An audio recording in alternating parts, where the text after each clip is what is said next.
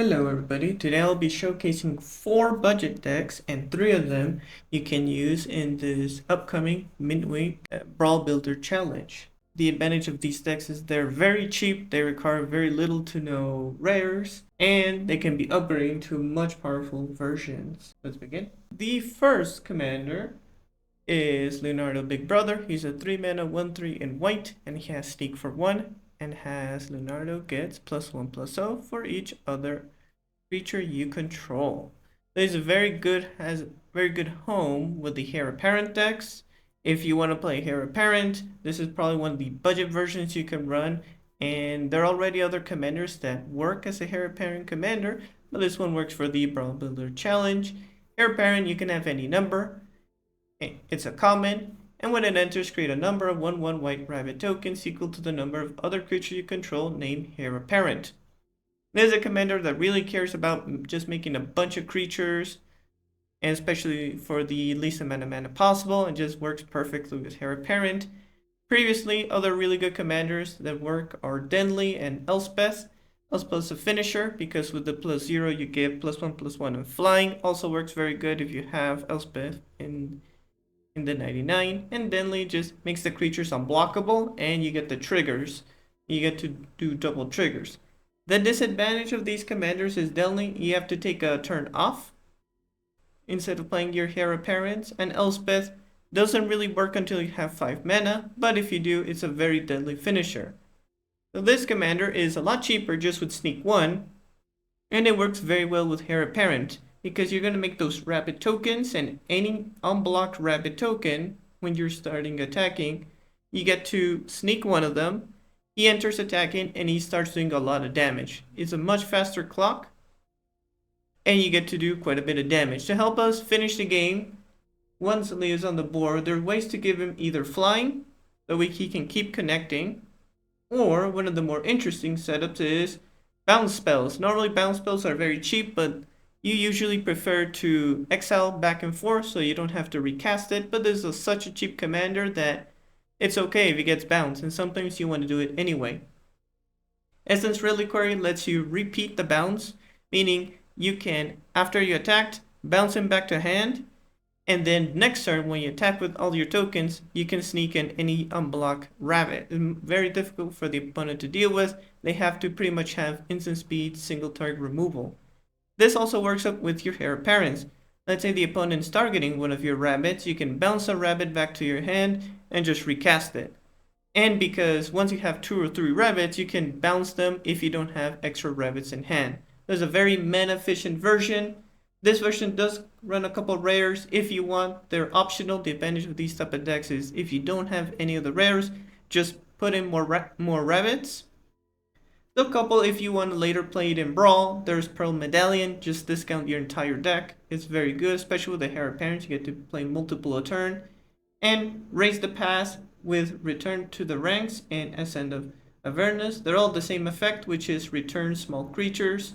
Either play for the X2, normally it's 2, and you just bring back all your Heir Apparents that died. It's very good into a board wipe, or you went for an aggressive attack with your commander, and then you bring back from the grave all the creatures that died.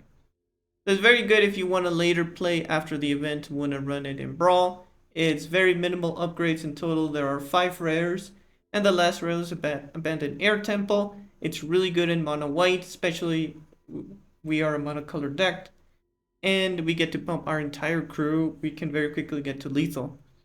Other anthems that are in uncommon, Duty Beyond Death, we get to sacrifice let's say a blocker, and on instant speed we pump the entire board. Very quick way to just finish the game that way. Alright, let's go with the next deck. The next deck I'd like to recommend is Budget. Unfortunately, you cannot run it in the Brawl Builder Challenge, but it is just very good to do your dailies. It's Momo friendly Flier. He's a 1 mana 1/1 and has the first non-limit creature spell with flying you cast during each of your turns, costs 1 less. Works very well just with Flyer stack. You can run them with just common, uncommon Flyers. But I really like the version that runs Tempest Hawk because they work perfectly together. Tempest Hawk now is, instead of costing 3, the first bird is going to cost 2. So that means you can play Momo, immediately play the Hawk, attack your opponent, and you get to search your library for another Hawk. and you can have any number. 20, 21 tends to be the perfect number, as you can consistently in your mulligans have at least a bird, and then when you attack, you're gonna keep digging. One of the disadvantages of mono white is their card draw is questionable at best, and Momo discounts the hawk, so you're able to constantly attack with the hawks. What makes it a little bit special, which I really like in a budget deck, is most of your interaction spells are very cheap and they're just commons on commons. You can have cards like Lay Down Arms to exile, Swords of Plowshare, even though here's a rare. The Final Fantasy printed an uncommon version, so you have premium removal. You have even from recent printings, Seam Rip to exile. From this turtle set, there is, if I find them, I don't think I have it here, but from this turtle set, you can run Dimensional Exile. It's very good. I'll probably swap out here. So then strike.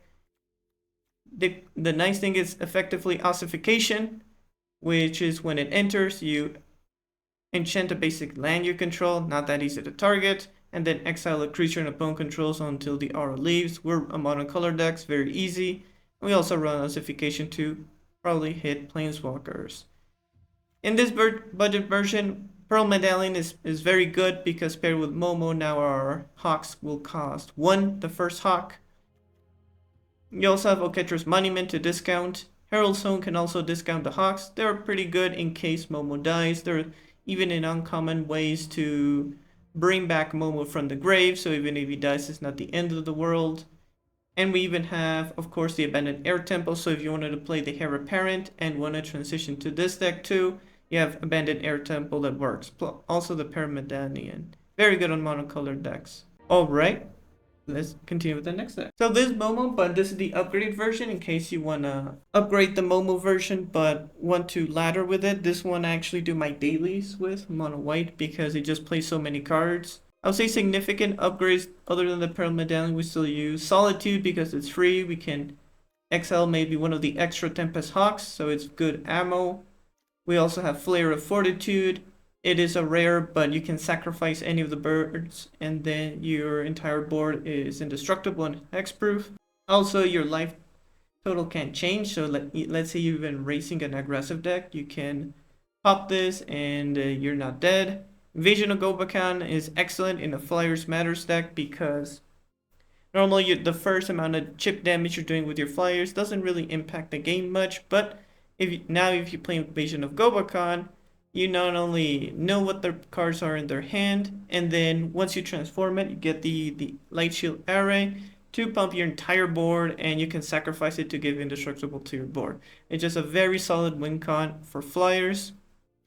And I would say most of the upgrades is effectively ways to protect your board, also ways to draw a little bit, and mostly removal. That's really it. Mostly removal are our upgrades. There are a couple anthems to make our birds a lethal threat, and the upgrades are not that prohibitive, and they work in so many white decks because we run the premium removal, and we can target multiple not only creatures but also enchantments and planeswalkers if possible, and we still run a lot of the priority 1-drops. I would say other than the 1-drops are mainly the Giver Runes package because we had Mother Runes. Now if you have the wild cards, you can run Giver Runes and Skrelv to now protect Momo or your Tempest Hawk, because I would say the weakest part of the Hawk plan is if your first Hawk dies, it becomes a bit rough if you don't have another one in your hand. But once you start connecting and chaining multiple Hawks, it's very difficult for the opponent to mess with you, and Mox Amber gives you the possibility of maybe playing multiple 1-drops in a single turn, because Momo is very cheap, and you're gonna most likely playing on 1. It's very good. I do recommend this one. I actually do my dailies, as I said before, and it still surprised me that how consistent this deck is. It's probably my favorite Flyers Matters deck. Let's continue with the next list. The next list is gonna run Michelangelo Weirdness to 11. He's a 2-mana 1/1, and when he enters, he creates a mutagen token. And if one or more +1/+1 counters would be put on this creature you control, put 1+1/+1 counters are put on it instead. So this pretty much is exactly as Hardened Scales, but in a creature, where creature enters with encounters, you put +1 instead. Works very well with Slime Against Humanity. Another common theme with these budget decks, especially if you're starting in Brawl and you don't have the wild cards, these type of decks just work so well because you pretty much for just price of 4 commons, you now filling, for example, this deck 27 cards that otherwise you need to craft. Even when you're starting, one of the biggest downsides is you just don't have the wild cards. Even if it's 27 uncommons and 27 commons, sometimes you just barely have the quantity. So this allows you to be very flexible. Just spend 4, create any amount, and any of the cards you don't have, you just put in, for example, here, Slime Against Humanity. And what it works very well with Michelangelo is instead of it starting as a 2/2, which is +2/+2, plus each Slime Against Humanity in the graveyard or in exile. And Mikey, what he does is gives you an additional one. So instead of coming as a 2/2, becomes a 3/3. He also comes in with a mutagen token. So if you put it on the slime, so that 3/3 becomes a 5/5. So very quickly, your first slime is a massive threat. That's really good because in Brawl, you need your early game to be as strong as possible. And that's his big edge. There is competition if you want to run mono green slime. This is really good for the Brawl Builder Challenge. But I would say the main rival is Bristly Bill. Bristly Bill does very well with Slime Against Humanity because it has landfall. You put a +1/+1 counter on the target creature. They can put it on your slimes, for example. But the real power is the 3 and 2 green, double the number of +1/+1 counters on each creature you control. So not only you can interchange between the two which one you like most, Mikey has a much better early game because your first slime becomes quite powerful. You can also, that mutagen token just ramp that first slime to be very good. Well, Bill does have a downside is if you really want to get the equivalent amount of counters consistently, you need to run a lot of fetch lands. But you also want to run the fetch lands where your basic comes in tapped. And that in Brawl can pretty much mean that's 1 less mana to defend your creatures, and that can set you behind quite a bit. For example, between the two with just the untapped sources, Mikey tends to be a bit better, but if you run the full fetch lands, doesn't matter if they come in tapped, untapped, then Bristly Bill can potentially grow the slimes better, but you have less protection, so that's the trade-off. That said, Bristly Bill always has the better late game because of that activated ability. Still, Mikey is quite powerful. I was able to even beat Rofellas with this deck. So Rofellas is one of the strongest mono green commanders in the format. You have just such powerful start that it's not that easy to disrupt. And later on, once you casted a couple slimes, even if your commander dies, on their own, they're able to beat you. I'll say the only downside of this list in general is your card draw is a bit lackluster. And if you trade for the card draw, you're going to lose in the early game. So you have to decide, do you want to give up a little bit on the early game to have better card draw? We have a couple, pretty much our rares are more utility. You're going to put all the lands if you have them. They're all very good lands in general.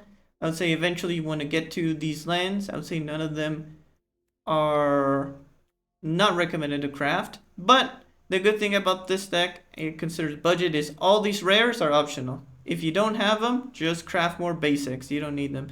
And the rares are just very good in general. You have Bristly Bill that just works on his own. He's also a very solid commander. The Cub that works with landfalls and slime.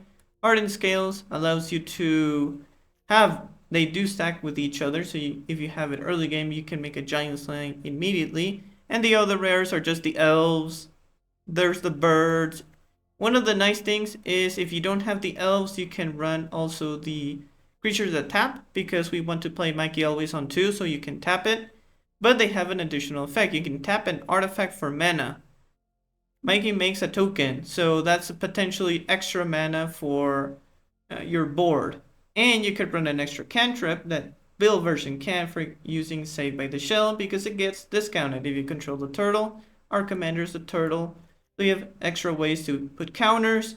One of the advantages of this is once we have our initial setup with our slime, if our commander dies, it's not the end of the world. There are just many ways to do the Bill's effect of landfall.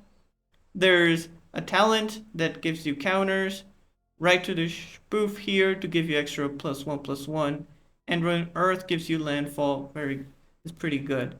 But this is the version, I'll say the more try-hard version if you want to go for the queue, because you run all the untapped sources, you have Bill and the Cub.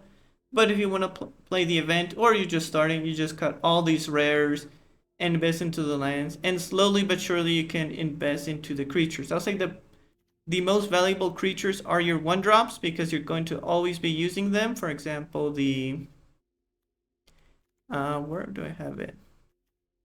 The Birds of Paradise, all these 1-drops, they're just always useful in any single green deck. If you want to play mono green, they're just must crafts.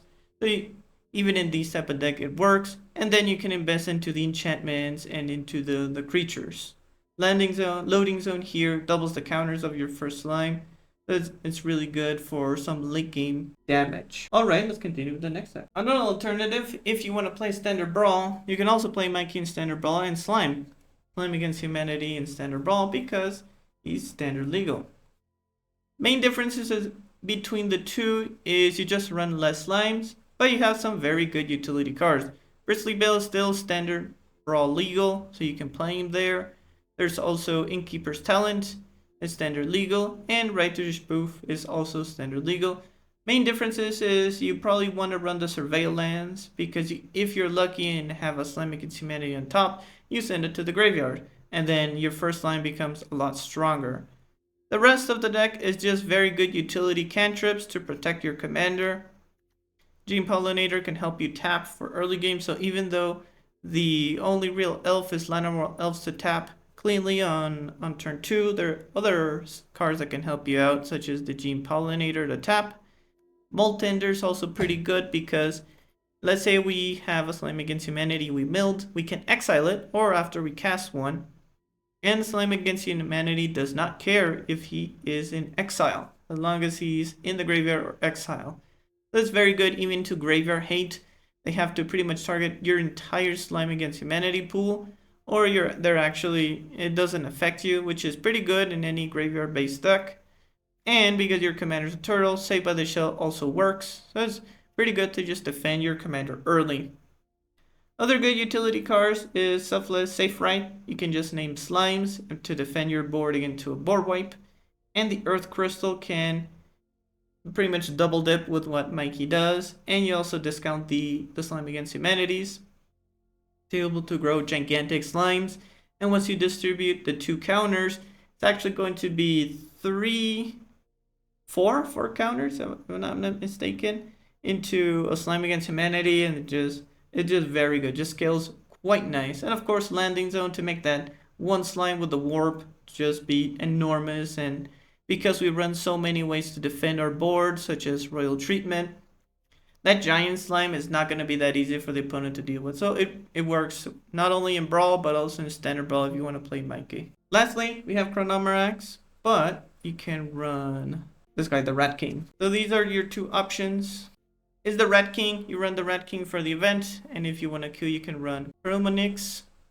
Rat King has 1 at the beginning of your end step. If a opponent left the battlefield under your control this turn, create a +1/+1 rat creature token and put a counter on the Rat King.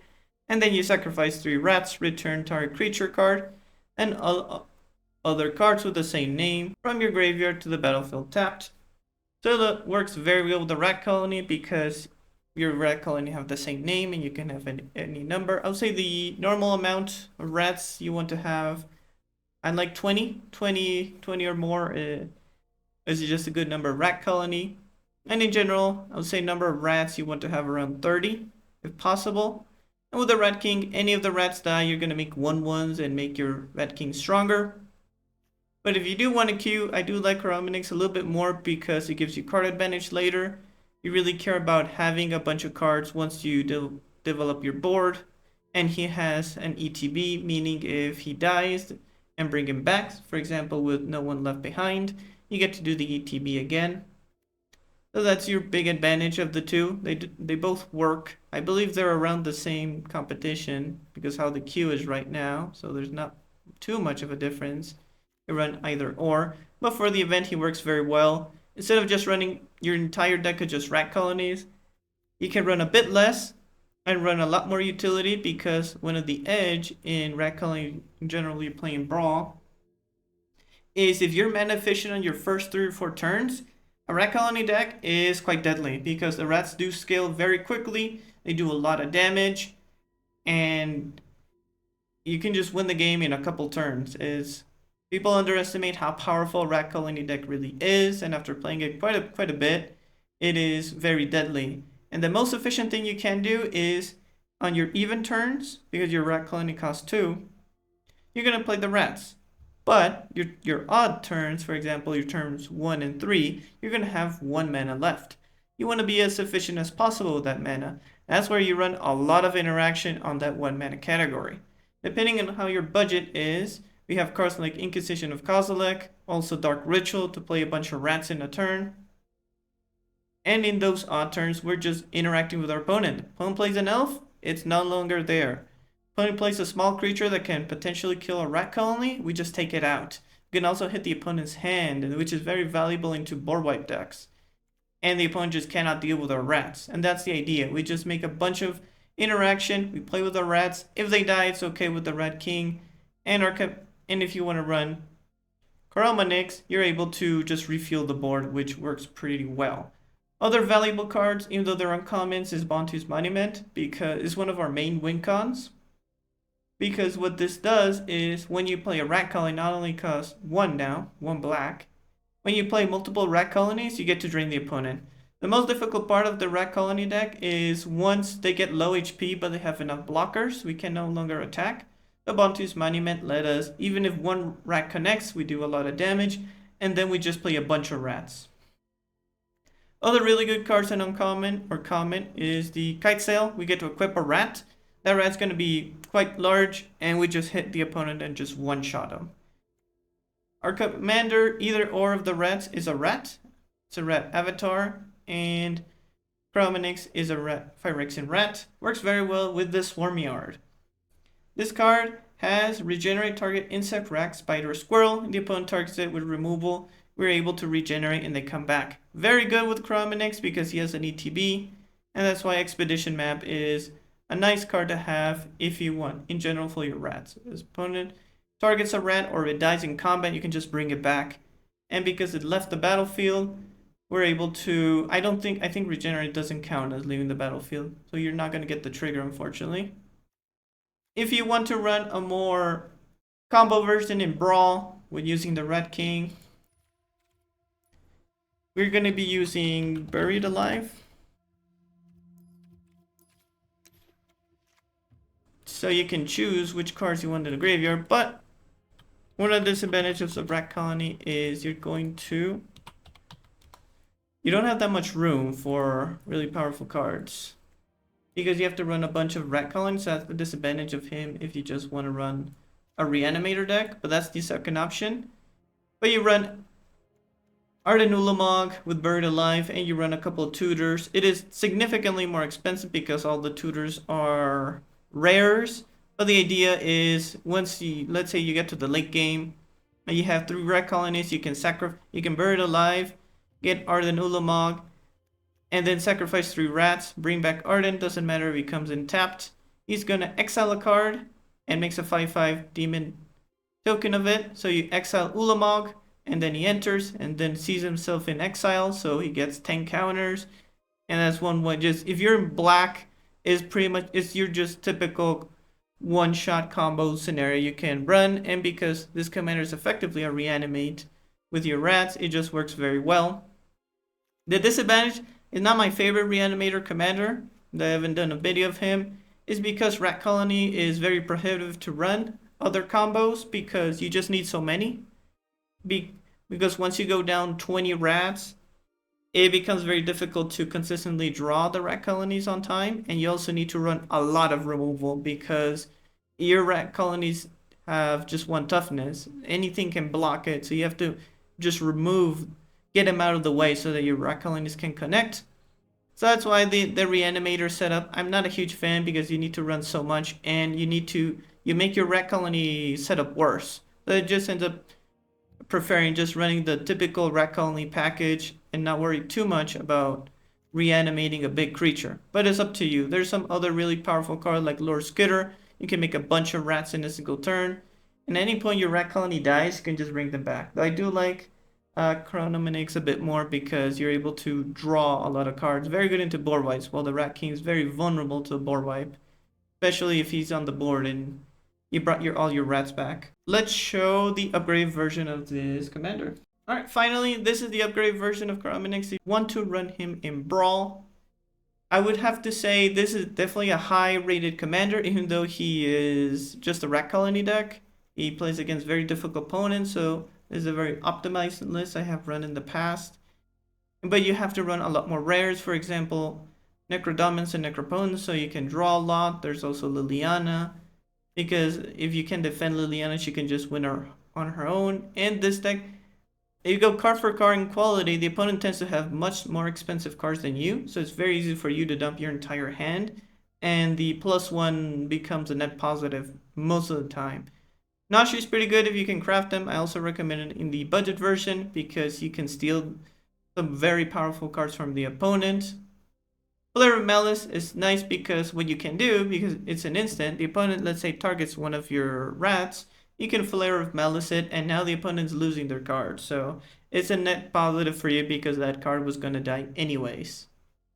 Marrow is a just very powerful finisher, but I would say in Rat Colony decks is a little bit iffy if you can get to 5 mana. Normally you don't get to 5 mana that easily.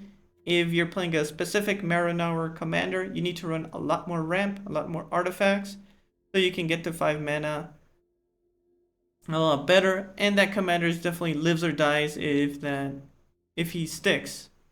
Though this version is a lot more suited into just dealing with the board and then attacking with the rats, less relying on your commander. So it's up to you which of the powerful versions you want to run. This gives you very good card advantage if you don't miss hitting the cards. But if you do, even into control decks, he gives them a rough time because you have so much cards you're going to be drawing. Marrow is very good as a combo deck that can one-shot the opponent, but is a lot more vulnerable to control. So it depends on which of the matchups you want. But I would say most of the difference, other than the mana base, you run a lot more utility lands because you want to run, where are you? The Witch's Cottage, so you can bring back your commander. If your commander, let's say, died multiple times, with the Witch's Cottage, you just put him on top, and then you recast and just refill your hand. So it's one of the ways you can help you out. And Phyrexian Tower to sacrifice your commander in case he gets targeted by exile or transformation spell. And if you pair him with a little bit of a cantrip that can bring him back, you're able to sacrifice him in response, and then he gets the ETB. Let's say he gets targeted with an exile removal, you can in response put Bailout, that when he returns he comes in tapped, and sacrifice him. Those are some ways to play around exile or transformation spells. And because he's cheap, you can bring him back with Unearth. And of course, Reanimate is just really good. Definitely, the difference is just your 3-drops are going to be a lot more expensive, but it's quite similar to the budget version. Not that many upgrades outside the lands. If you enjoyed the video, make sure to like and subscribe. Thanks for watching.